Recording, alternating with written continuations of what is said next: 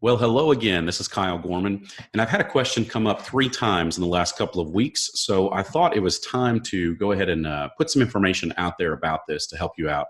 The basic question is, how do we evaluate salespeople early in the process? So once they've been hired and we're trying to determine if we're really going to get a return on that investment, how do we determine whether they're doing the right things to eventually get that return?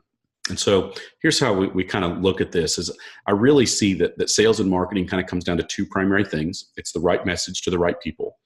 Now, for all you marketing experts out there, please, I don't need all of your emails. I know there's a ton more to marketing than that, but I'm just saying at the end of the day, those are kind of the 2 things that we've got to make sure we have in place: right message, right people. But so whenever we bring in a salesperson, sometimes it's hard to know if they're really going to be successful, because sometimes our sales process can be fairly lengthy. You especially see this in business to business sales, or if you're selling intangible services, or high ticket items, high ticket products or services. So think real estate, think insurance, consulting, things like this, that it may take a few weeks, it may take a few months before you really start seeing the sales generating from this new person that comes in. And so when you hire this person and you see them come in to their position, how are you going to know if their investment's going to pay off? Well, what we've got to do is we want to look at the activity. We want to see and make sure that the activity is right. And so there are 3 things that I recommend us looking for. Are they talking to the right people? Are they talking to enough people? And are they communicating the right message?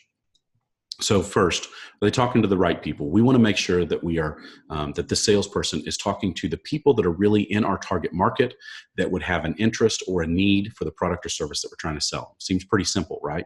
But oftentimes you could see salespeople that actually start drifting, and they're talking to people, but they're not really talking to the right people. I heard someone say one time that's always stuck with me. They said, what's the best way to kill an elephant? I said, what's that? He said, you got to go where the elephants are. And there's so much truth to that basic concept. You've got to be with the right people, and you've got to be talking to and approaching the right people that actually need the product or service that you have. The second is you've got to be talking to enough people. As we know, sales can be a bit of a numbers game. And so we've got to make sure that the salesperson is kind of throwing enough on the wall, that they are talking to enough people to be able to filter that down through our pipeline to ultimately get to the end goal of sales. And then the next thing is, are you communicating the right message? And this is something that you should be helping them understand through the training process, but you've also got to continually be monitoring this to make sure that they are communicating the right message. Because if you're in front of the right people and you're in front of enough of them, but you're not communicating the right thing that really matches their need or matches the challenge that they're having, that's a solution for them, then it doesn't matter that you're in front of the right people or enough people if you're not communicating the right message. And so the next thing that I want to address on this is how do we do this? Because you're busy. I get that as a leader in your organization, you're busy. You've got a lot of things on your plate as well. So how can you do this effectively and making sure that your salesperson is hitting those 3 things? Well, I'm going to give you 3 things that you also need to be doing. You need to monitor, you need to evaluate, and you need to encourage. And so the first thing we've got to do is we've got to monitor their activity. And you can do this by, listening on calls that they're making, not secretly, but openly, just kind of listening on the calls that they're making. You can monitor by doing ride-alongs or even talking to prospects or existing clients that they've met and talked to make sure that they're talking to the right people and that they've got the right message.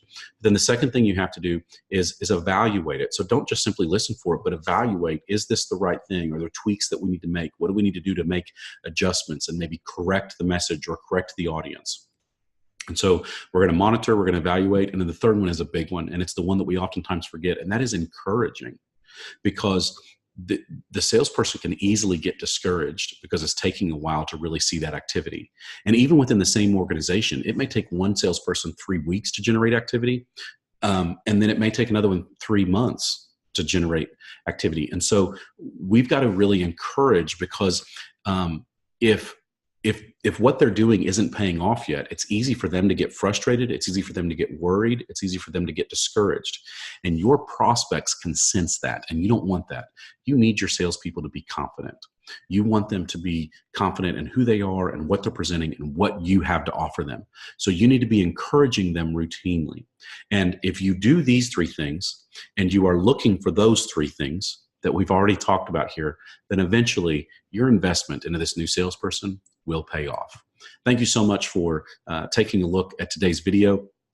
Be sure to subscribe to the YouTube channel, check out our podcast, and if you have any questions, please let us know. We'd love to help answer questions for you to overcome the challenges that you face. Thanks a lot and have a great day.